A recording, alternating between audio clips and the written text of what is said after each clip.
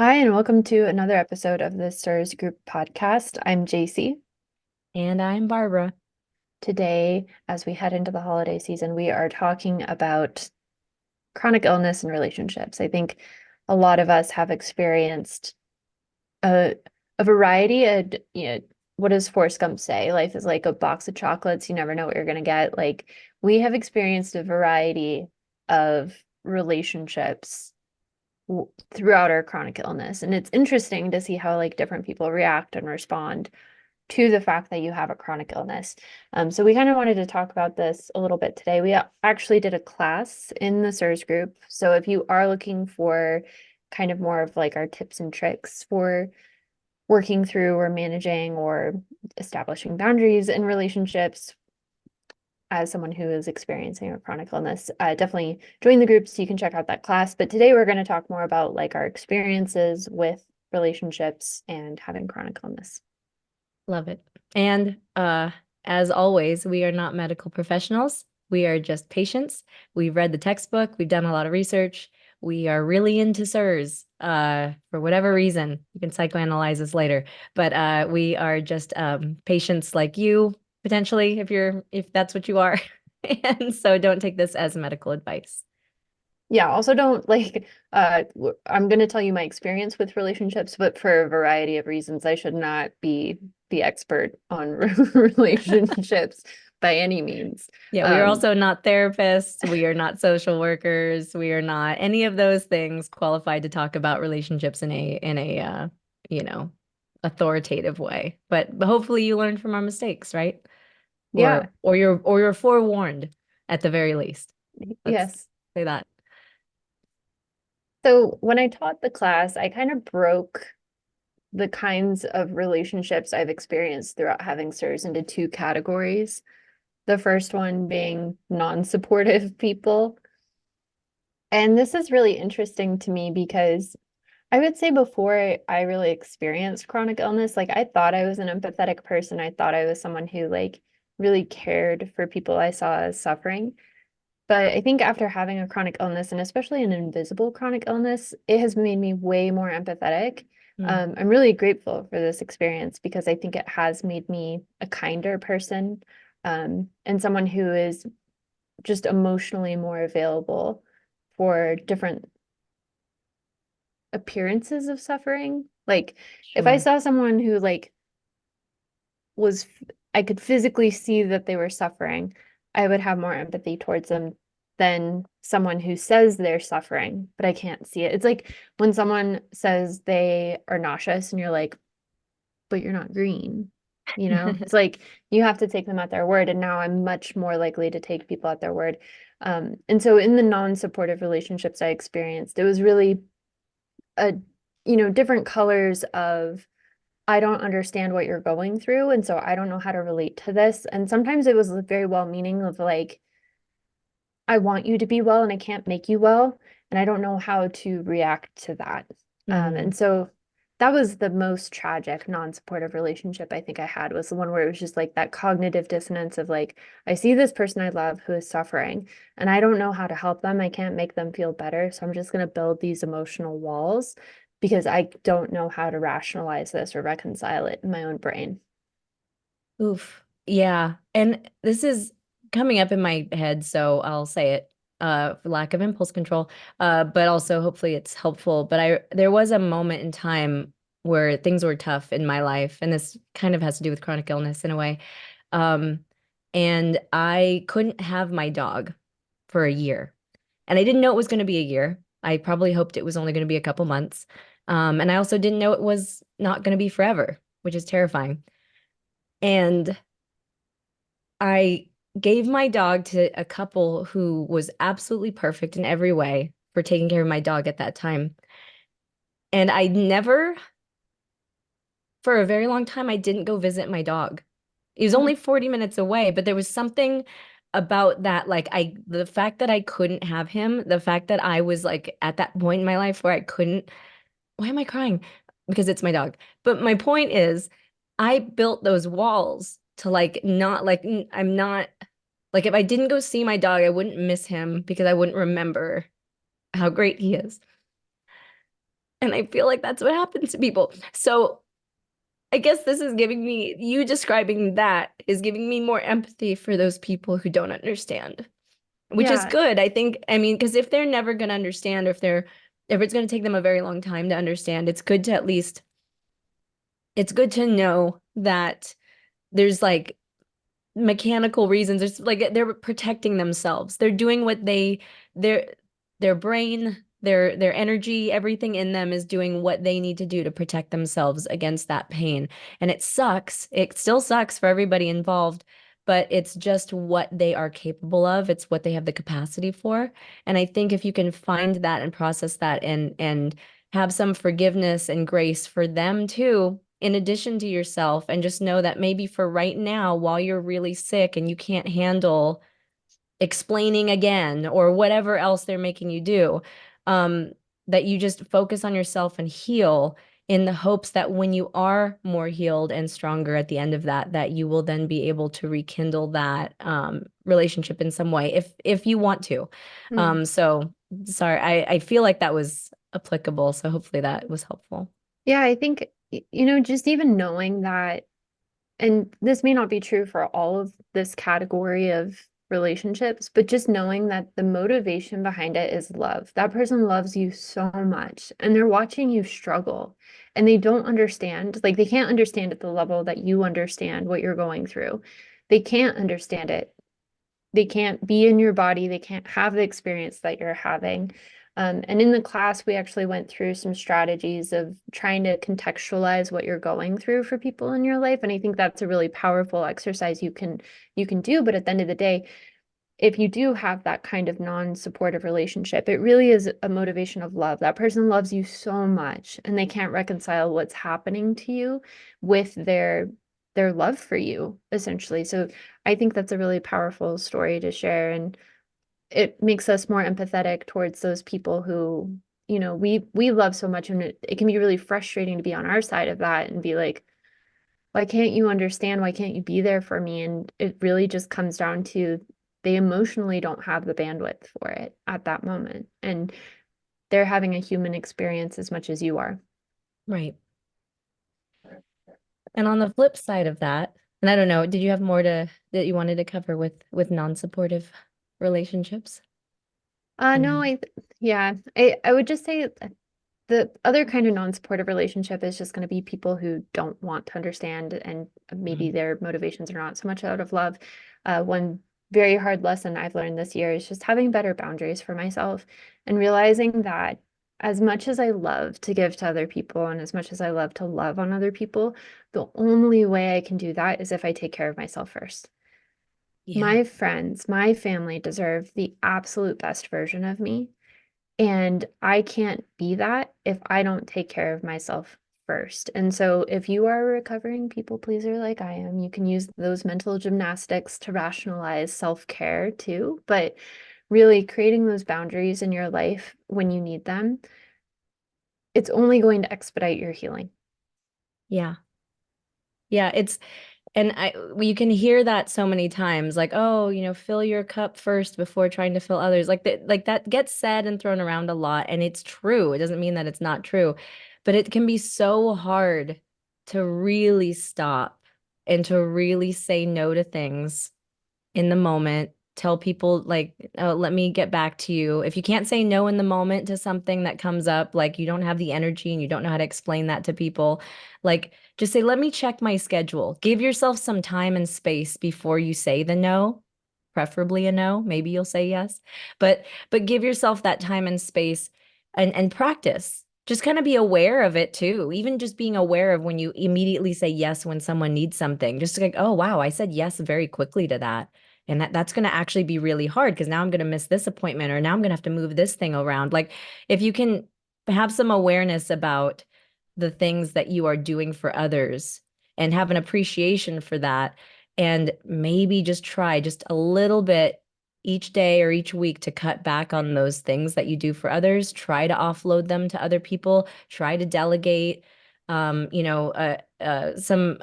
woman that's in one of my calls realize that she's the one driving all her kids around to their soccer practice and like all, she's doing all of it. She has like 5 kids and she's realizing, you know what, I need to set up like a carpool. Like I need Mm. to do like, yeah, yes, do that. Like take a little extra time now to offload some of your energy so that you can conserve it and have time for yourself.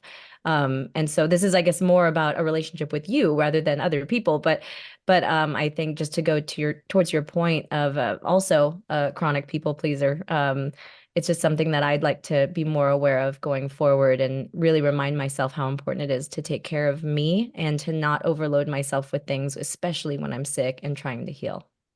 Yeah, that's really powerful. And another thing I'll say is one thing I've been practicing this year is exerting preferences even when I don't have one.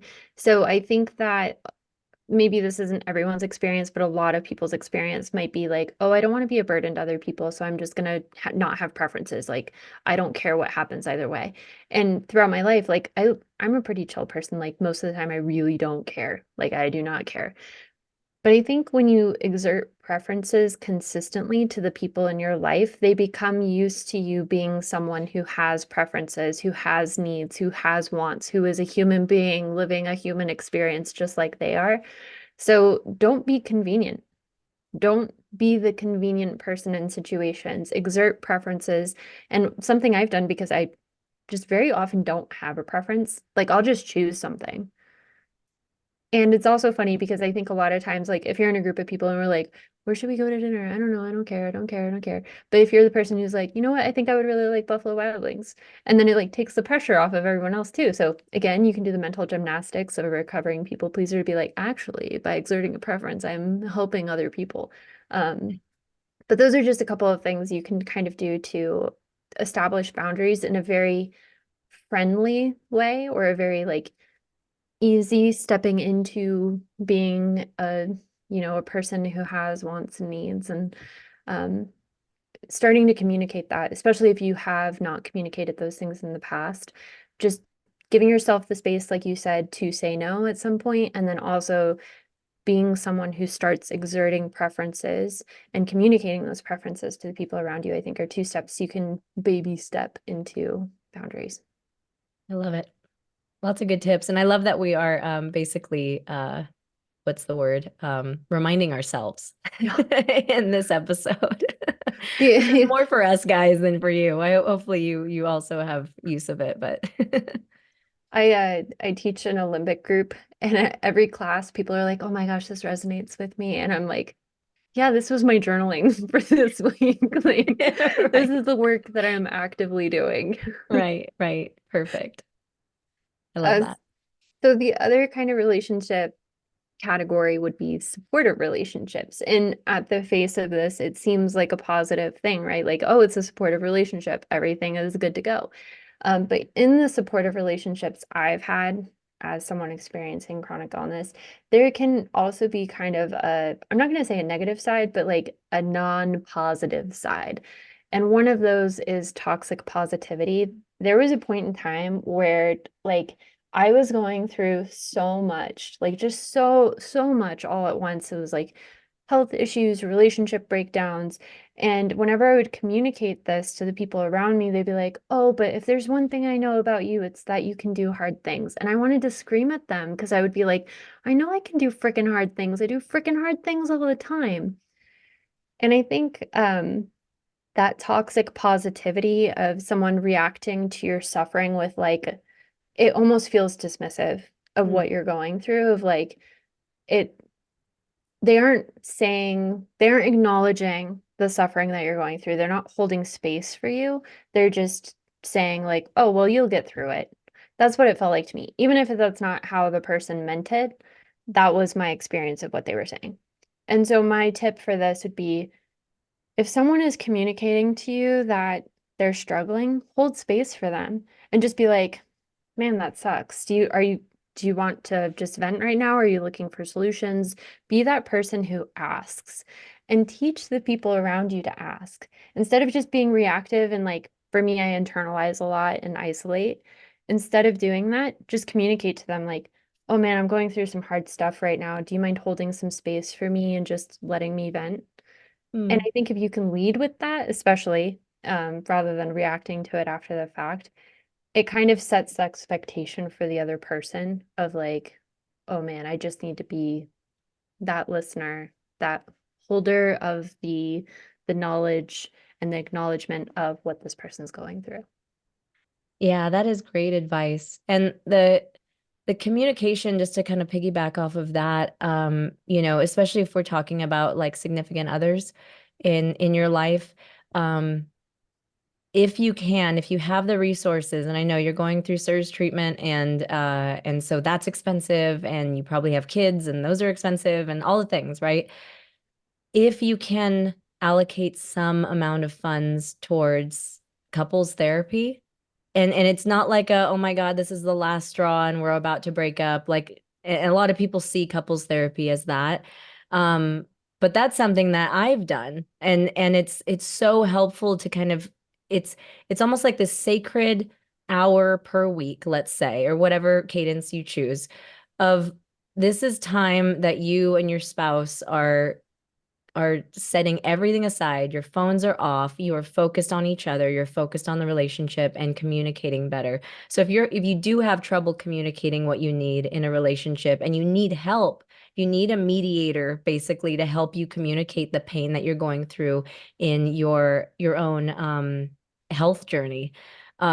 Finding a good couples therapist to kind of lead you through that, or if couples therapy is too much, then at least get one of your own to help you articulate what you're going through, to help the people around you understand that and kind of get on board with what you're doing. I've leaned into that, and I am very thankful and blessed to have an amazing partner, or boyfriend, whatever name we want to call. But he has been Boyfie. so boyfie. There we go. Yeah.